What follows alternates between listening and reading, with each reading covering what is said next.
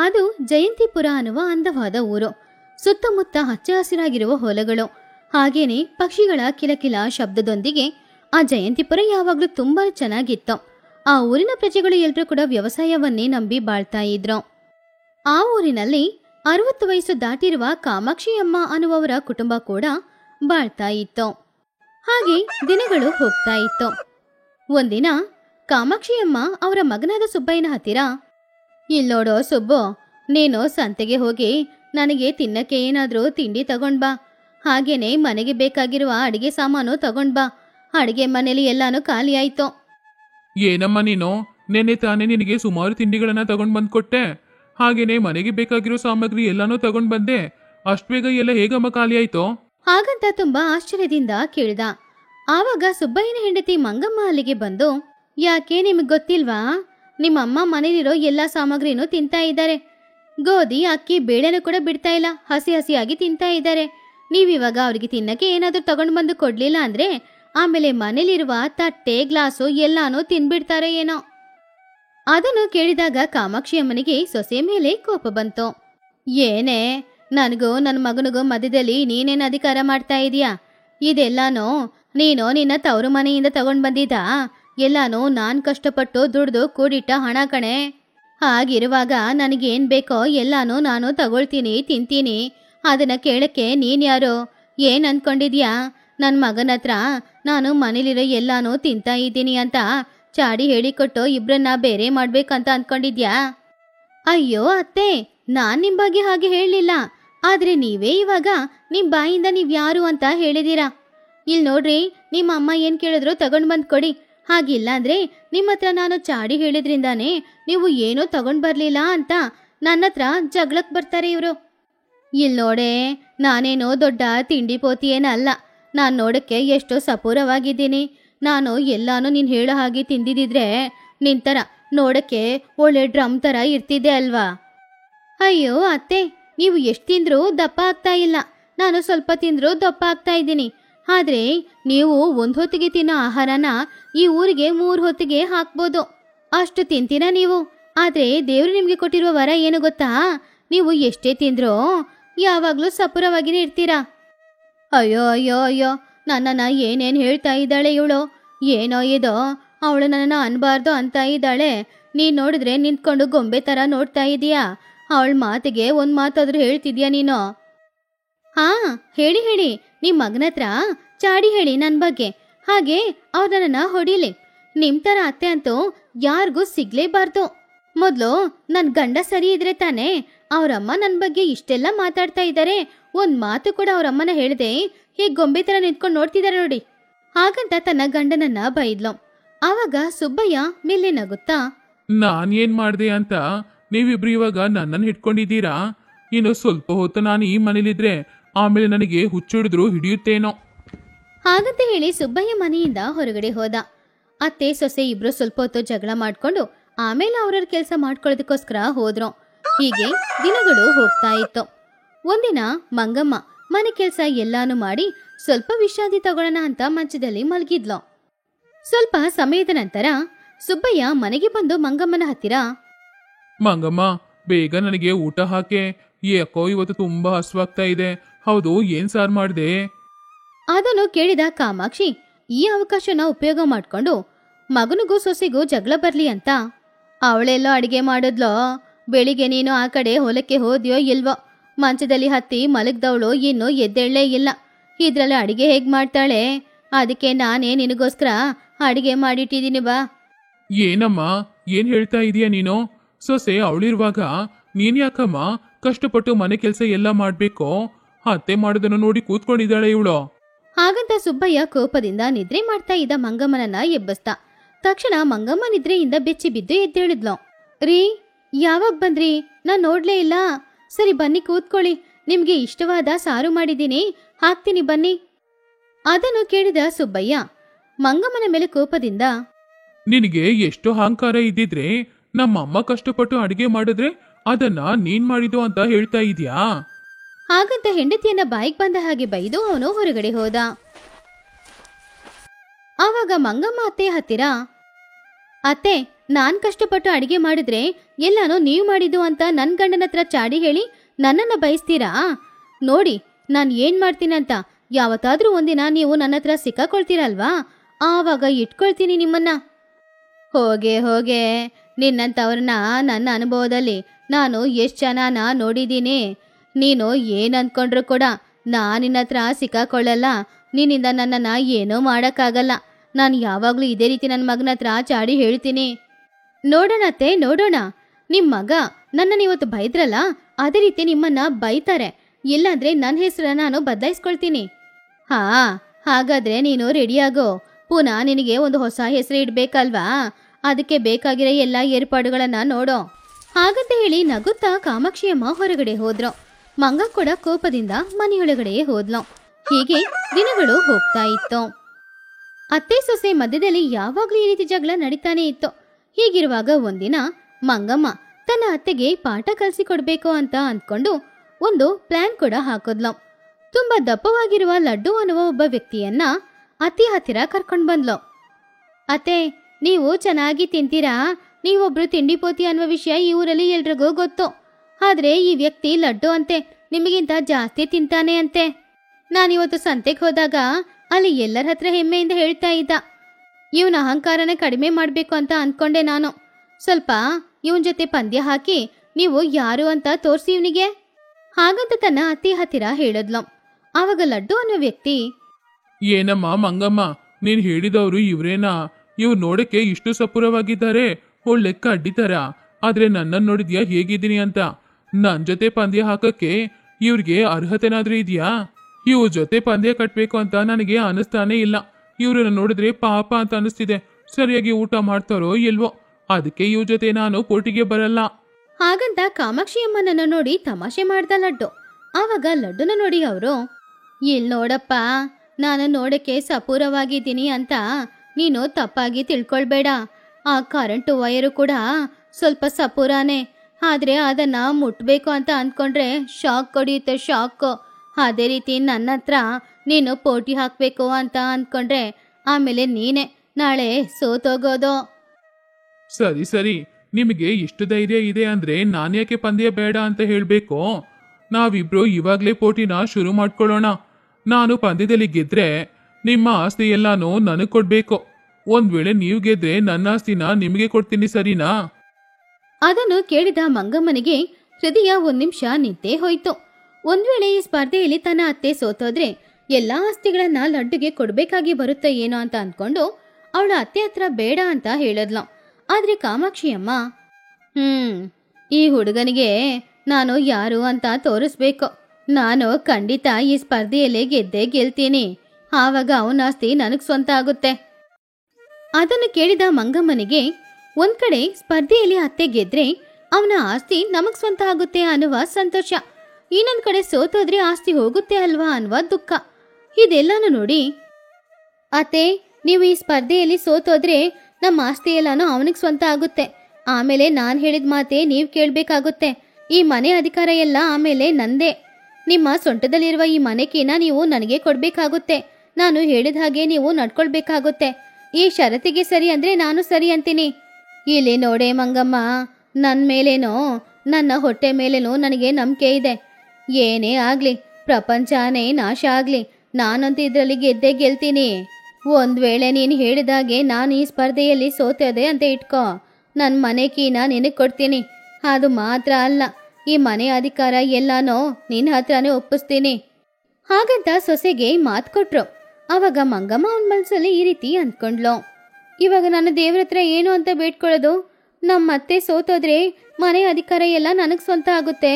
ಒಂದ್ ವೇಳೆ ಗೆದ್ರೆ ಇವನ ಆಸ್ತಿನೂ ನಮಗ್ ಸ್ವಂತ ಆಗುತ್ತೆ. ಅಯ್ಯೋ, ನಾನೊಬ್ಳು ದೊಡ್ಡ ಹುಚ್ಚಿ ಅಲ್ವಾ? ನಮ್ಮ ಅತ್ತೆ ಸೋತ್ರೆ ನಾನು ಅಧಿಕಾರ ಮಾಡಕ್ಕೆ ಮನೆಯಲ್ಲಿರುತ್ತೆ. ಆಮೇಲೆ ಹೇಗೆ ಅಧಿಕಾರ ಮಾಡೋದು? ಮನೆ ಅವನಿಗೆ ಸ್ವಂತ ಆಗುತ್ತೆ ಅಲ್ವಾ? ಹಾಗಂತ ಸ್ವಲ್ಪ ಹೊತ್ತು ಯೋಚನೆ ಮಾಡಿ ಅತ್ತೇನೆ ಗೆಲ್ಬೇಕು ಅಂತ ಮನಸ್ಫೂರ್ತಿಯಾಗಿ ದೇವ್ರ ಹತ್ರ ಬೇಡ್ಕೊಂಡ್ಲು. ಹಾಗೆ ಸ್ವಲ್ಪ ಸಮಯದ ನಂತರ ಆ ಊರಿನ ಪ್ರಜೆಗಳ ಮುಂದೆ ಲಡ್ಡು ಹಾಗೂ ಕಾಮಾಕ್ಷಿಯಮ್ಮ ಇಬ್ರು ಕೂಡ ಪೋಟಿ ಹಾಕಕ್ ಶುರು ಮಾಡಿದ್ರು. ಆವಾಗ ಅದನ್ನ ನೋಡ್ತಾ ಇದ್ದ ಪ್ರಜೆಗಳು, ದಪ್ಪವಾಗಿರುವ ಲಡ್ಡುನೇ ಈ ಸ್ಪರ್ಧೆಯಲ್ಲಿ ಖಂಡಿತ ಗೆಲ್ತಾನೆ. ಆದ್ರೆ ಕಾಮಾಕ್ಷಿಯಮ್ಮ ನೋಡಕ್ಕೆ ಸಪೂರವಾಗಿದ್ದಾರೆ, ಅವರಿಂದ ಜಾಸ್ತಿ ತಿನ್ನಕ್ಕಾಗಲ್ಲ, ಆದ್ರಿಂದ ಲಡ್ಡು ಗೆಲ್ತಾನೆ ಅಂತ ಹೇಳ್ತಾ ಇದ್ರು. ಆದ್ರೆ ಎಲ್ರೂ ಅನ್ಕೊಂಡ ಹಾಗೆ ಅಲ್ಲ. ಕಾಮಾಕ್ಷಿ ಅಮ್ಮನ ಸೋಲ್ಸಕ್ಕೆ ಲಡ್ಡುಯಿಂದ ಆಗ್ಲಿಲ್ಲ. ಕಾಮಾಕ್ಷಿ ಅಮ್ಮ ಅವನಿಗಿಂತ ಜಾಸ್ತಿ ತಿಂದು ಸ್ಪರ್ಧೆಯಲ್ಲಿ ಗೆದ್ರು. ಅದನ್ನು ನೋಡ್ತಾ ಇದ್ದ ಊರಿನ ಪ್ರಜೆಗಳು ಎಲ್ರೂ ಕೂಡ ಆಶ್ಚರ್ಯಪಟ್ರು. ಲಡ್ಡು ಮಾತ್ ಕೊಟ್ಟ ಹಾಗೇನೆ ಅವನ ಆಸ್ತಿಗಳನ್ನ ಕಾಮಾಕ್ಷಿ ಅಮ್ಮನಿಗೆ ಬರೆದು ಕೊಟ್ಟ. ಸ್ಪರ್ಧೆ ಎಲ್ಲಾನು ಮುಗಿದ್ಮೇಲೆ ಎಲ್ರೂ ಅಲ್ಲಿಂದ ಅವ್ರವ್ರ ಮನೆಗೆ ಹೋದ್ರು. ದಿನಗಳು ಹೋಗ್ತಾ ಇತ್ತು. ಕೆಲವು ದಿನಗಳ ನಂತರ ಕಾಮಾಕ್ಷಿ ಅಮ್ಮ ಮಂಗಮ್ಮನ ಹತ್ತಿರ, ಮಂಗಮ್ಮ, ನೀನು ಒಳ್ಳೆ ಸೊಸೆ ಕಣೆ. ನಾನು ನಿನಗೆ ಎಷ್ಟೇ ಕಷ್ಟ ಕೊಟ್ಟರು ನೀನು ನನಗೆ ಯಾವುದೇ ಕಷ್ಟನೂ ಕೊಟ್ಟಿದ್ದಿಲ್ಲ. ಅದು ಅಲ್ಲದೆ ನಾನು ಎಷ್ಟೇ ತಿಂದರೂ ಕೂಡ ನೀನು ನನಗೋಸ್ಕರ ಅಡುಗೆ ಮಾಡಿ ಇಡ್ತಾ ಇದ್ದೆ. ನನ್ನ ಹಸುವನ್ನ ತಿಳ್ಕೊಂಡವಳು ನೀನು. ಇಷ್ಟು ದಿನ ನಾನು ನಿನ್ನ ಬಗ್ಗೆ ತುಂಬಾನು ತಪ್ಪಾಗಿ ತಿಳ್ಕೊಂಡಿದ್ದೆ. ಏನತ್ತೆ ನೀವು ಹೀಗೆ ಹೇಳ್ತಾ ಇದ್ದೀರಾ? ನಮ್ಮ ಅಪ್ಪ ಅಮ್ಮ ₹1 ಕೂಡ ಕಾಣಿಕೆ ಕೊಡದೆ ನನ್ನನ್ನು ಮದುವೆ ಮಾಡಿ ಕಳ್ಸಿದ್ರು. ಇಲ್ಲಿವರೆಗೂ ನೀವು ₹1 ನಿನ್ನ ತವರು ಮನೆಯಿಂದ ತಗೊಂಡ್ ಬಾ ಅಂತ ನನ್ನ ಹತ್ರ ಕೇಳಿದ್ದೀರಾ ಏನೋ ಅವಾಗ ಇಬ್ರು ಜಗಳ ಮಾಡುವಾಗ ನಿಮ್ಮನ್ನ ಒಂದು ಮಾತು ಹೇಳಿರ್ತೀನಿ ಅಷ್ಟೇ. ಆದ್ರೆ ನಿಮ್ಮನ್ನ ನನಗೆ ತುಂಬಾ ಇಷ್ಟ ಅತ್ತೆ. ನಿಮ್ಮಂತ ಅತ್ತೆ ಸಿಕ್ಕಿರೋದು ನನ್ನ ಅದೃಷ್ಟ. ಹಾಗೆ ಅತ್ತೆ ಸೊಸೆ ಇಬ್ರು ಕೂಡ ಒಬ್ರನ್ನ ಇನ್ನೊಬ್ರು ಮೆಚ್ಕೊಂಡ್ರು. ಅವಾಗ ಕಾಮಾಕ್ಷಿಯಮ್ಮ ನಗುತ್ತಾ ಅವ್ರ ಮನೆಕೀನ ಮಂಗಮ್ಮನಿಗೆ ಕೊಟ್ಟು, ತಗೋ ಮಂಗಮ್ಮ, ಇನ್ ಮುಂದೆ ಈ ಮನೆಕಿ ನಿನಗ್ ಸ್ವಂತ. ಮನೆ ಅಧಿಕಾರ ಎಲ್ಲಾನು ನಿನಗ್ ಸ್ವಂತ. ತಗೋ, ಈ ಕೀನ ನಿನ್ನ ಸೊಂಟದಲ್ಲಿ ಇಟ್ಕೋ. ಏನತ್ತೆ ಇದು? ಮನೆ ಅಧಿಕಾರ ಎಲ್ಲ ನನಗೆ ಯಾಕೆ ಕೊಡ್ತಾ ಇದ್ದೀರಾ? ನೀವು ಆ ಪೋಟಿಯಲ್ಲಿ ಗೆದ್ರೆ ಈ ಮನೆ ಅಧಿಕಾರ ನನಗೆ ಸ್ವಂತ ಆಗಲ್ಲ ಅಲ್ವಾ? ಹಾಗಿರುವಾಗ ಇವಾಗ ಮನೆ ಅಧಿಕಾರನ ಯಾಕೆ ನನಗೆ ಕೊಡ್ತಿದ್ದೀರಾ? ಹಾಗೆ ಏನೂ ಇಲ್ಲ ಮಂಗಮ್ಮ. ಆ ದಿನ ನಡೆದ ಸ್ಪರ್ಧೆಯಲ್ಲಿ ನೀನು ಮನಸ್ಫೂರ್ತಿಯಾಗಿ ನಾನು ಗೆಲ್ಬೇಕು ಅಂತ ಬೇಡ್ಕೊಂಡೆ ನೋಡು. ಅದಕ್ಕೋಸ್ಕರನೇ ನಾನು ಅವತ್ತು ಸ್ಪರ್ಧೆಯಲ್ಲಿ ಗೆದ್ದಿರೋದು. ಅದಕ್ಕೆ ನಾನು ಕಾಣಿಕೆ ಏನಾದರೂ ನಿನಗೆ ಕೊಡ್ಬೇಕಲ್ವಾ? ಅದಕ್ಕೆ ಈ ಕೀನ ನಿನಗೆ ಕೊಡ್ತಾ ಇದ್ದೀನಿ.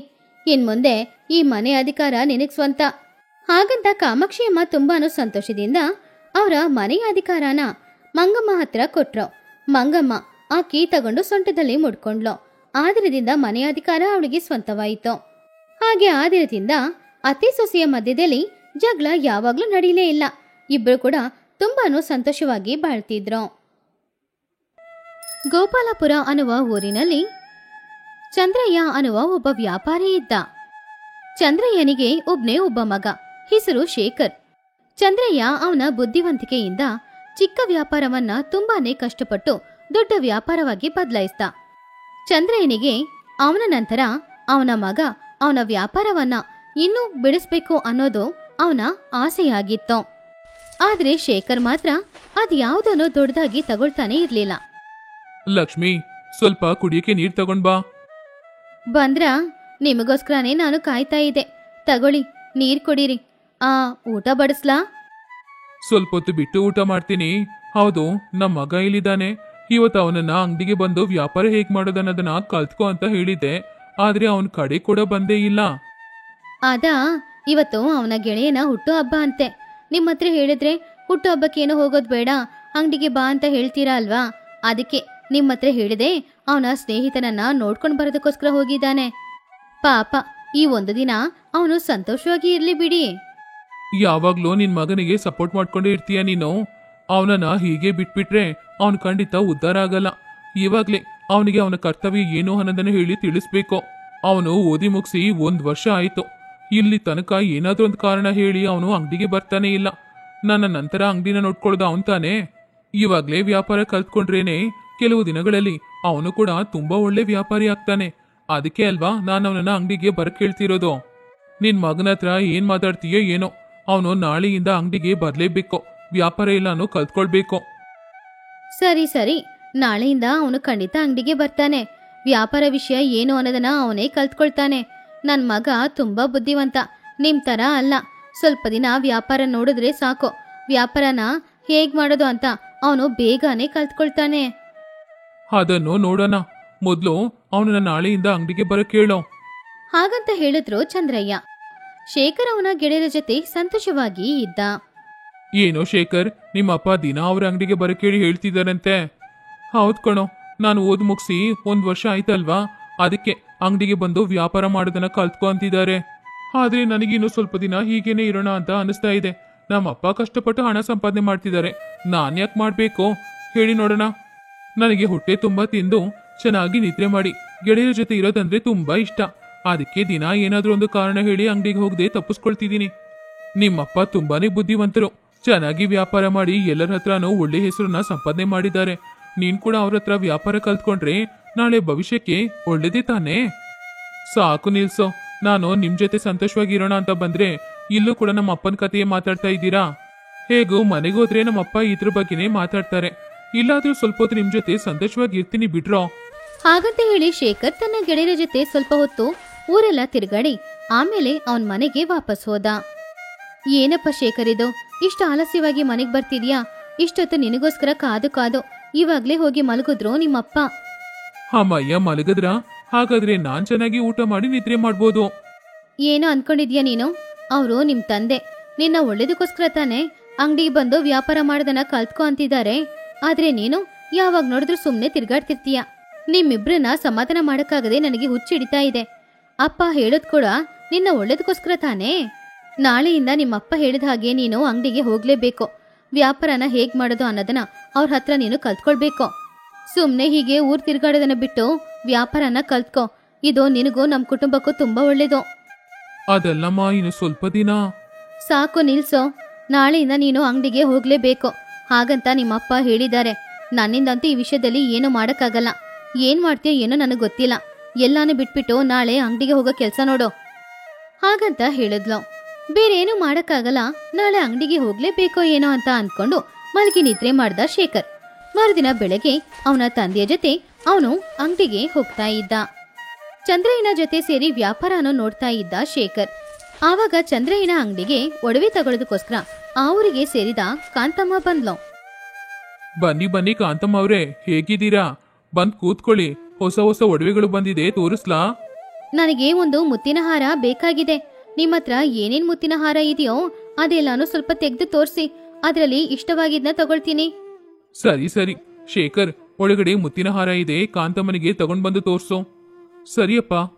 ಶೇಖರ್ ತಕ್ಷಣ ಒಳಗಡೆ ಹೋಗಿ ಅಲ್ಲಿದ್ದ ಹಲವಾರು ತರದ ಮುತ್ತಿನ ಹಾರಗಳನ್ನ ತಗೊಂಡು ಬಂದು ತೋರಿಸ್ತ. ಅದೆಲ್ಲವನ್ನು ನೋಡ್ತಾ ಇದ್ದ ಕಾಂತಮ್ಮ ಈ ರೀತಿ ಹೇಳಿದ್ಲು. ಅರೇ, ಇದ್ಯಾವುದು ನನಗೆ ಸ್ವಲ್ಪ ಕೂಡ ಇಷ್ಟ ಆಗ್ತಿಲ್ಲ. ಎಲ್ಲಾನು ಹಳೆ ಡಿಸೈನ್ ತರ ಇದೆ. ಬೇರೇನಾದ್ರೂ ಮುತ್ತಿನ ಹಾರ ಇದ್ರೆ ತಗೊಂಡ್ ಬಾಪ. ಆವಾಗ ಶೇಖರ್ ಅವನ್ ಮನ್ಸಲ್ಲಿ ಈ ರೀತಿ ಅಂದ್ಕೊಂಡ.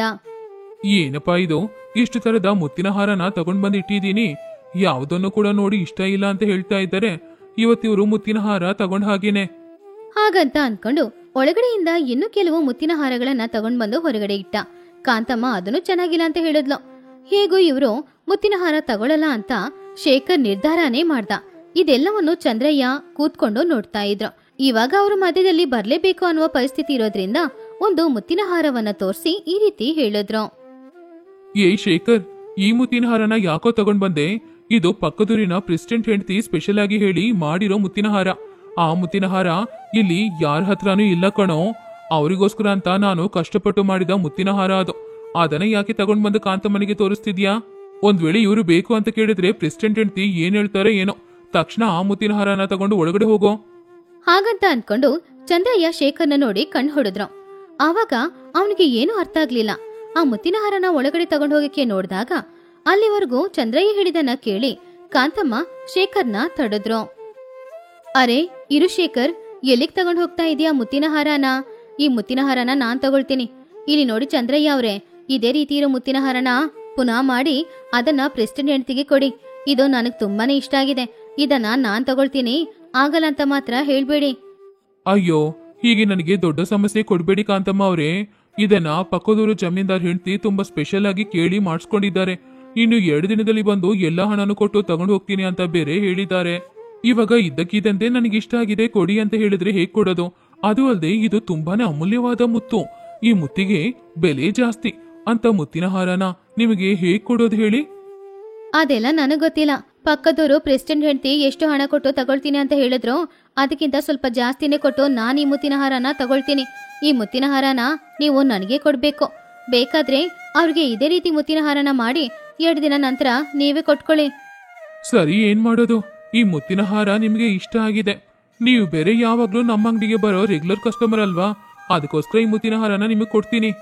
ಹಾಗಂತ ಚಂದ್ರಯ್ಯ ಹೇಳಿದ್ದನ್ನ ಕೇಳಿ ಕಾಂತಮ್ಮ ಸಂತೋಷ ಪಟ್ರು. ತಗೊಳ್ಳಿ, ನಿಮಗೆ ಕೊಡ್ಬೇಕಾಗಿರುವ ಹಣ. ಹಾಗಂತ ಚಂದ್ರಯ್ಯನಿಗೆ ಹಣ ಕೊಟ್ಟು ಆ ಮುತ್ತಿನ ಹಾರಾನ ಕಾಂತಮ್ಮ ತಗೊಂಡ್ಲು. ಚಂದ್ರಯ್ಯ ತುಂಬಾನು ಸಂತೋಷಪಟ್ಟ. ಕಾಂತಮ್ಮ ಮುತ್ತಿನ ಹಾರ ತಗೊಂಡು ಅಲ್ಲಿಂದ ಹೋದ್ಲು.